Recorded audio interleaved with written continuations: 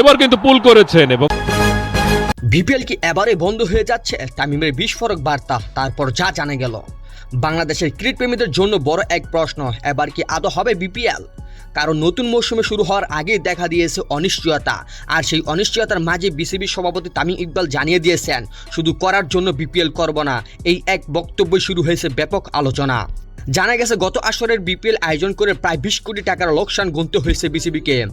এর মধ্যে 11 কোটির বেশিও খরচ করেছে চট্টগ্রাম ফ্র্যাঞ্চাইজি পরিচালনায়, যেটি শেষ পর্যন্ত বোর্ডকে চালাতে হয়েছিল। তাহলে কি এবার বিপিএল বাতিল? না, ঠিক তা নয়। বিসিবির বিপিএল গভর্নিং কাউন্সিল জানিয়েছেন তারা টুর্নামেন্ট বন্ধ করতে চায় না, বরং ডিসেম্বরে না হলেও আগামী বছরের জানুয়ারিতে মাঝামাঝি আসর শুরু করার লক্ষ্য নিয়ে কাজ করছে। ইতিমধ্যে ঢাকা, রংপুর ও রাজশাহী এই তিনটি পুরনো ফ্র্যাঞ্চাইজির সঙ্গে যোগাযোগ রাখা হয়েছে। খুব শীঘ্রই তাদের আনুষ্ঠানিকভাবে অংশগ্রহণের আমন্ত্রণ জানানো হবে।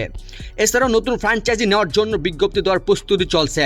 আরও চমকপ্রদ তথ্য হলো, দেশের বেশ কয়েকটি বড় শিল্প গোষ্ঠী ইতিমধ্যে বিপিএল এর দল নিতে আগ্রহ প্রকাশ করেছে, যদিও সবকিছু এখনও আলোচনার পর্যায়ে রয়েছে। অর্থাৎ বিপিএল নিয়ে অনিশ্চয়তা থাকলেও টুর্নামেন্টে বাতিলের সিদ্ধান্ত এখনও হয়নি। তবে এবার বিসিবি চায় এমন একটি বিপিএল যা হবে আরও স্বচ্ছ, পরিকল্পিত এবং আর্থিকভাবে টেকসই। এখন দেখার বিষয়, সব বাধা কাটিয়ে নতুন বছরের শুরুতেই মাঠে গড়ায় কিনা ক্রিকেট প্রেমীদের সবচেয়ে বড় ঘরোয়া আসর।